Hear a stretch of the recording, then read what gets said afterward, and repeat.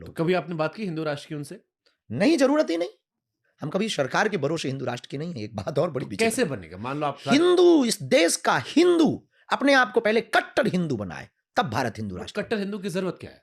ये फंस गया सीएम। जैसे आपके मंच पे हमने कई बार देखा कि आप कहते हो कि तुम्हारा फलाना नाम है, तुम्हारे चाचा ये है, तुमको बीमारी ये है। एक पत्रकार का भी आपने पर्चा खोल दिया था, बेचारा बड़ा गाली खाया बाद में। देखिए, एक कि उसके परंपरा हमारी आप पर भी आरोप लगा कि उसके फेसबुक से आपने पढ़ लिया था। धंधा बंद करवाएगा क्या?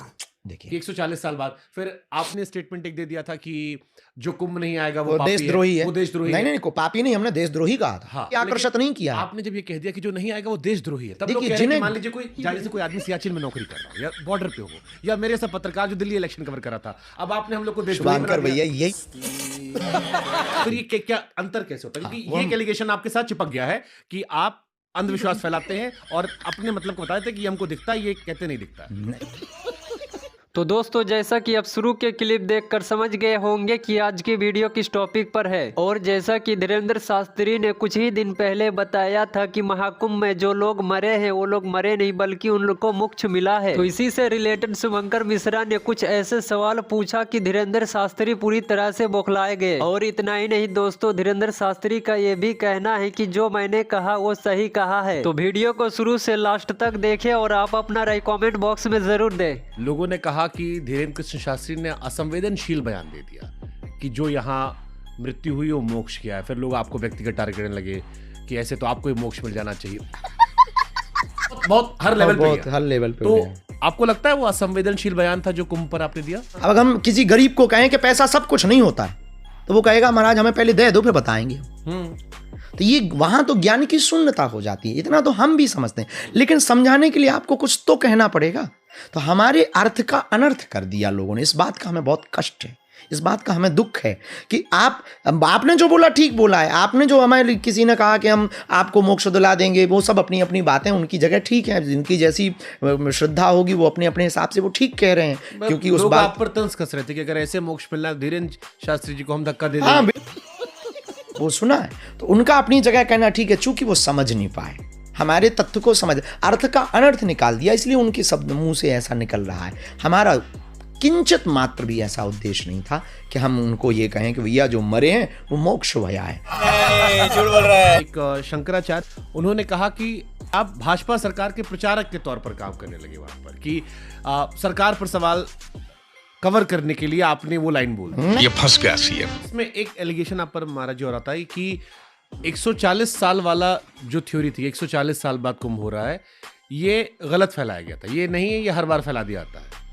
देखिए, कि 140 साल बाद फिर आपने स्टेटमेंट एक दे दिया था कि जो कुंभ नहीं आएगा वो देशद्रोही है। वो देशद्रोही नहीं नहीं, पापी नहीं, हमने देशद्रोही कहा। जब ये कह दिया कि जो नहीं आएगा वो देशद्रोही है, तब लोग कह रहे हैं कि मान लीजिए जैसे कोई आदमी सियाचिन में नौकरी कर रहा हो या बॉर्डर पे हो, या मेरे सब पत्रकार जो दिल्ली इलेक्शन कवर कर रहा था, अब आपने हम लोग को देशद्रोही बना दिया। बात तो सही है शुभांकर भैया, यही सबसे बड़ी इस देश की दिक्कत है। तथ्य कब हमने ये बोला?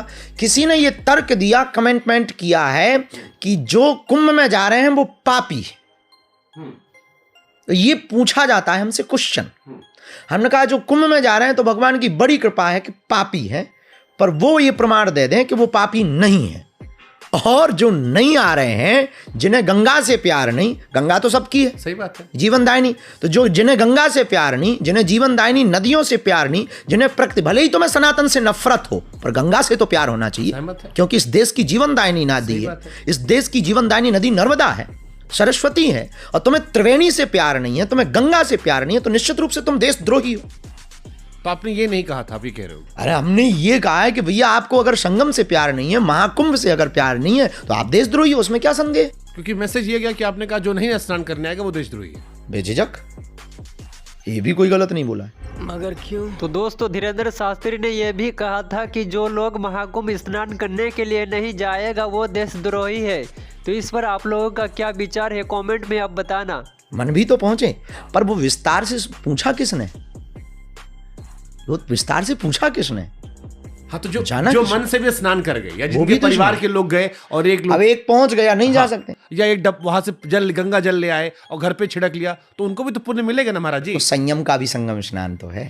जैसे आपके मंच पे हमने कई बार देखा कि आप कहते हो कि तुम्हारा फलाना नाम है, तुम्हारे चाचा ये है, ये- तुमको बीमारी ये है। एक पत्रकार का भी आपने पर्चा खोल दिया था, बेचारा बड़ा गाली खाया बाद में देखिए ये कि उसके परंपरा हमारी आप वैदिक पर भी आरोप लगा कि उसके फेसबुक से आपने पढ़ लिया था। अरे बाप रे, ये तो धोती खोल रहा है। ये क्यों आपकी इमेज बनी है कि आप भविष्य देख लेते हो और फिर अब देश में जो भी घटना होती है, उससे हमको जो जोड़ते हैं। जो बुरा होता है इस देश में, उसमें धीरेन्द्र शास्त्री को लोग पूछते हैं कि आपको क्यों नहीं पता। क्यों? हाँ, ये जरूर क्वेश्चन डालेंगे। ये बताओ किस दिन कोरोना आएगा, धीरेन्द्र शास्त्री क्यों नहीं पता कोरोना कैसे आ गया, या भारत कब नंबर 1 बनेगा। धंधा बंद करवाएगा क्या पिछले समय में? हाँ, ऐसे तो बहुत दुनियादारी के लोग हैं, वो तो चलते ही रहते हैं, कुछ ना कुछ तो बोलते फिर ये क्या अंतर कैसे होता है? क्योंकि ये एलिगेशन आपके साथ चिपक गया है कि आप अंधविश्वास फैलाते हैं और अपने मतलब को बता देते हैं कि ये हमको दिखता है, ये कहते नहीं दिखता। हमें उस व्यक्ति से नफरत है जो सर तन से जुदा करने की बात करता है, जो भारत तेरे टुकड़े होंगे, जिन्हें वंदे मातरम गाने में दिक्कत है, जो राम की यात्रा पर पत्थर फेंकते हैं, जिन्हें सीता पर कमेंट करने में मजा आता है, वो फारूकी। हमें ऐसे लोगों से बहुत नफरत है जो 15 मिनट की बात करते हैं। बवाल करवाओगे महाराज आप, आपके साथ हमको लपेटेंगे लोग। तो कभी आपने बात की हिंदू राष्ट्र की उनसे? नहीं, जरूरत ही नहीं।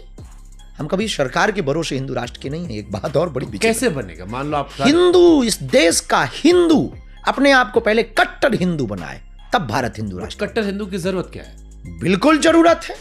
अच्छा, 9 राज्यों में अल्पसंख्यक हो गए और तुम्हें पता नहीं चला। तुम्हारे सामने 1996 से मणिपुर जल रहा और तुम्हें पता नहीं चला। तुम्हारे सामने बहराइच की घटना हो गई और तुम्हें पता ही नहीं। ना तुम्हारे सिर पर जूं रेंगते, ना तुम चर्चा करने हो, तुम डरते हो। उनके पास तो न जाने क्या क्या है और तुम्हारे घर पे तो आजकल लाठी भी नहीं बची, माला तो ठीक है, भाला भी नहीं बचा है और तुम कहते हो हम हिंदू हैं। मस्तक का टीका फीका हो गया, उनकी टोपी अभी तक नहीं उतरी और तुमने अपनी धोती कब की उतार दी। जली ना, तेरी भी जली ना। तुमने मालाएं कब की उतार दी हैं।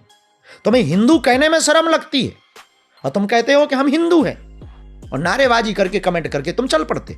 नहीं, हमें इस देश के हिंदुओं के अंदर हिंदुत्व भरना है। और संविधान तो 125 बार से ज्यादा समय उसमें सुधार हो चुका है। एक बार अगर हिंदू राष्ट्र के लिए हो जाता है तो कोई बुराई नहीं। तो ये तो बिना पॉलिटिकल मूव के होगा नहीं। आप कह रहा पॉलिटिक्स में जाओगे? पॉलिटिक्स की हमें जाने की जरूरत ही नहीं है। जब हिंदूवादी विचारधारा के कट्टर लोग इस देश में होंगे, जब इस देश का 140 करोड़ की जनसंख्या वाले देश में 100 करोड़ हिंदू एक विचारधारा के साथ जिएंगे, तो निश्चित रूप से वहां पर संसद में रहने वाले भी तो हिंदू हैं। तो आप किंग मेकर बनोगे? नेवर। तब तक हम रहेंगे भी कि नहीं रहेंगे ये भी हमारा कोई ड्रीम थोड़ी है। 500 साल राम मंदिर को इस देश में लग गए हैं। हिंदुओं जैसा कोई बुजदिल तुम्हें लगता है कोई होगा? 500 साल तुम्हें राम मंदिर के लिए लग गए, तो हिंदू राष्ट्र के लिए तो 1000 साल तो लेके ही चलो। बस हवा निकल गई। तो दोस्तों, धीरेन्द्र शास्त्री का अब भी कहना है कि जो लोग महाकुंभ में मरे हैं वो लोग को मोक्ष मिला है और जो लोग महाकुंभ स्नान करने के लिए नहीं गया है वो देशद्रोही है। तो इसको लेकर आप लोगों का क्या विचार है, आप कमेंट में बता सकते हैं। और इस वीडियो से रिलेटेड कोई सवाल आपके मन में है तो आप बता सकते हैं। तो बहुत जल्द ही मिलते हैं नेक्स्ट वीडियो के लेकर। तब तक के लिए अपना ख्याल रखिए। Tata, bye bye.